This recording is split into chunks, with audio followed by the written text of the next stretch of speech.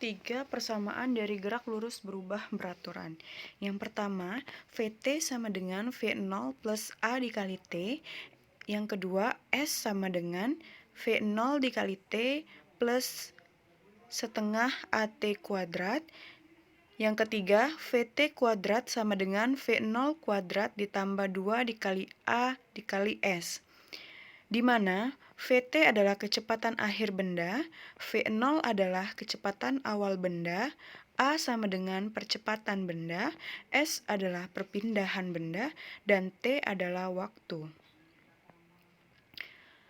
Berikut adalah contoh soal yang pertama pada gerak lurus berubah beraturan.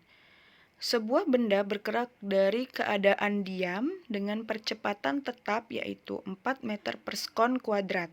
Kecepatan dan jarak yang ditempuh benda setelah 5 sekon berturut-turut adalah, dari pertanyaan satu ini bisa kita lihat bahwa yang diketahui bahwa benda itu sendiri dalam keadaan diam. Berarti dia memiliki V0-nya adalah 0 dengan percepatan tetap atau A sama dengan 4 meter per sekon kuadrat.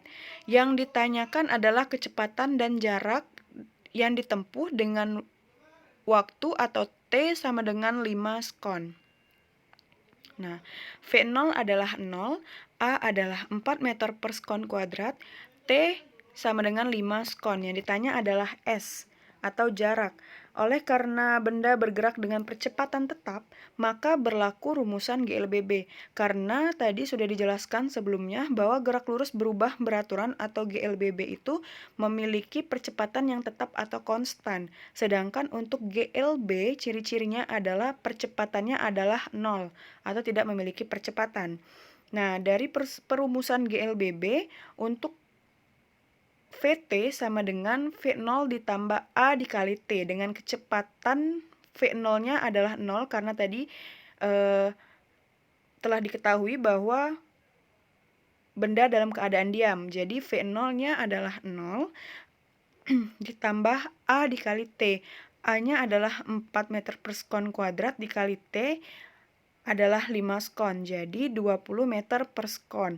Karena yang ditanya S, dengan rumus V0 dikali T ditambah setengah dikali AT kuadrat, jarak yang ditempuh benda tersebut adalah V0-nya adalah 0 ditambah setengah AT kuadrat, yaitu setengah dikali 4 dikali 5 kuadrat. Kenapa di sini V0 dikali T-nya langsung 0? Karena di sini kan V0-nya adalah 0. Jadi T-nya tadi adalah 5. 0 dikali 5 adalah 0. Jadi hasilnya adalah 50 meter.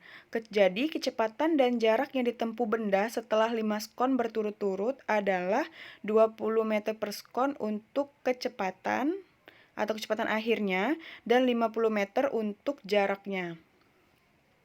Untuk contoh soal yang kedua, sebuah mobil balap direm dari kelajuan 20 meter per sekon menjadi 5 meter per sekon dalam jarak 75 meter.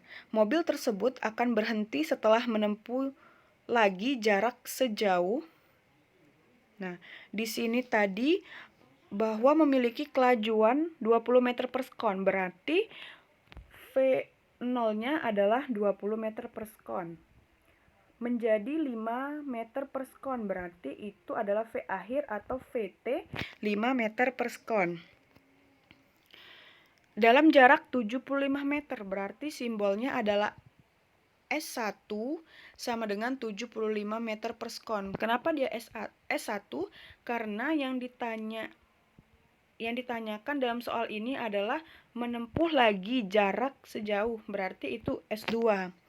Mula-mula tentukan perlambatan mobil tersebut. Karena mobil ini diketahui bahwa mobil ini adalah direm, berarti dia memiliki perlambatan.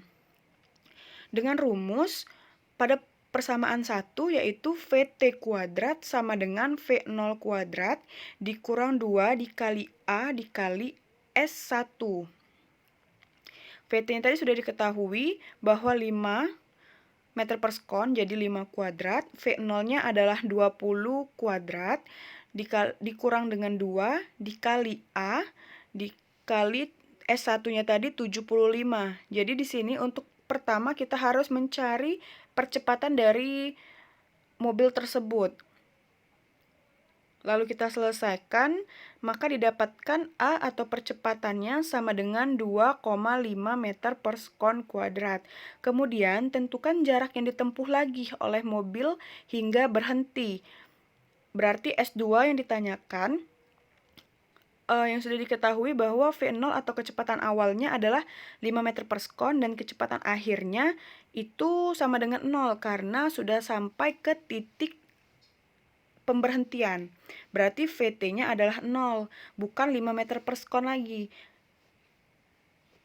Jadi VT kuadrat sama dengan V0 kuadrat dikurang 2 dikali A dikali S2, karena yang ditanyakan adalah S2.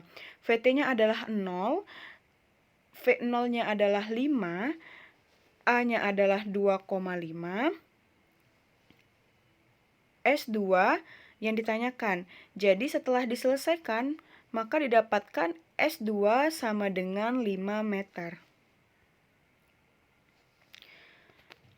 Oke, untuk pertemuan kali ini, kakak hanya membahas tentang gerak lurus beraturan dan gerak lurus berubah beraturan saja. Untuk pertemuan selanjutnya, kita akan membahas tentang gerak vertikal ke atas dan gerak vertikal ke bawah. Jika kalian mempunyai atau memiliki pertanyaan seputar penjelasan yang kakak jelasin tadi, kalian bisa langsung chat atau tanyakan di grup yang sudah kita sediakan. Terima kasih. Wassalamualaikum warahmatullahi wabarakatuh.